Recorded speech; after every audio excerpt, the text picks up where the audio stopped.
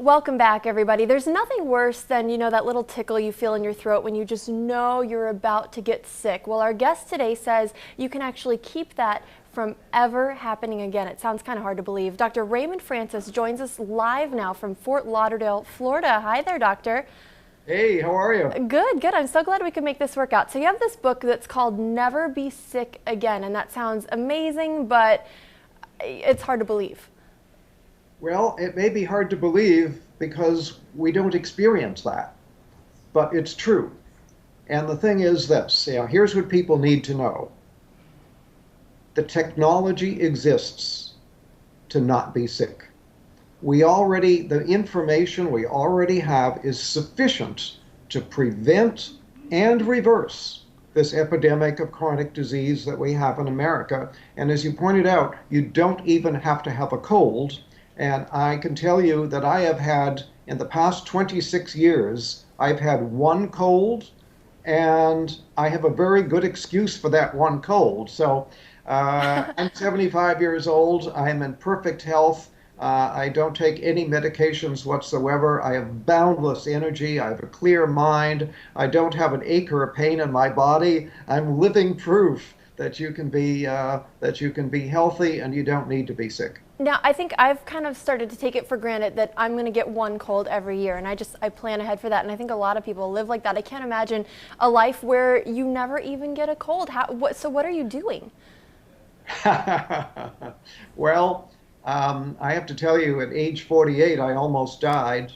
My death was a medical certainty, and I had to use my own knowledge of biochemistry to save my life and then to restore my health. And that's what got me interested. Almost dying really caught my interest. What I do, I changed my diet. I changed my lifestyle. I've learned how to eat good food.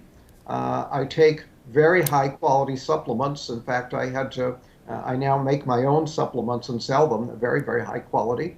I get regular exercise. I meditate on a regular basis.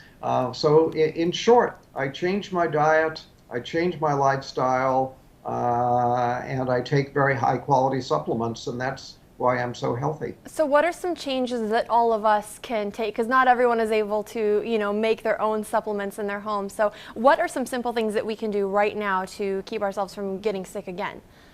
Okay, well, simple things. If you want to do one thing and only one thing, get off of sugar. Sugar is a deadly metabolic poison. And if you look at it from a biochemical standpoint as to what happens to you when you eat sugar, I wish I had a blackboard here right now and I could fill a whole wall with what happens when you eat just 1 teaspoon of sugar. Now, what about the sugar in, say, like fruit or apple juice or something like that? Well, apple juice, no, but fruit. If you eat a piece of fruit, that's okay. Okay. A fruit juice is not okay because you get too much bioavailable sugar and you get a sugar spike in your blood. But when you get a sugar, you can eat 1 teaspoon of sugar. Within 2 hours, your immunity will be reduced by 50%. And then people say, oh, I caught a cold. No, you didn't. You reduced your immunity and you then made yourself susceptible to an infection. So that's why I don't get colds. I don't get infections because I keep my immunity strong. I don't eat sugar. All because of sugar. So that bag of jelly beans we've been passing around here in the newsroom ever since Easter, that's something that's hurting us. Bad idea. Bad idea. Yeah, you don't want to do that. Sugar, as I say, is a deadly metabolic poison. And what I mean by that is that it screws up all of your biochemistry. Just 1 or 2 teaspoons of sugar will throw your normal biochemistry into chaos for a period of 6 to 8 hours. And that's not very much sugar.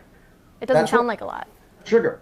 One cola drink has about 10 to 12 teaspoons. So you eat 1 to 2 teaspoons, your body is going to be in biochemical chaos for 6 to 8 hours. Now, health is when all of your biochemistry is balanced and all your chemistry is working right.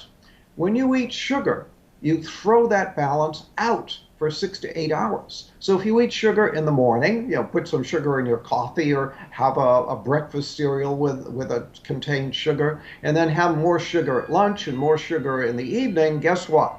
Your body is going to be in biochemical chaos 24 hours a day. So what's And a good amount then to get on a daily basis?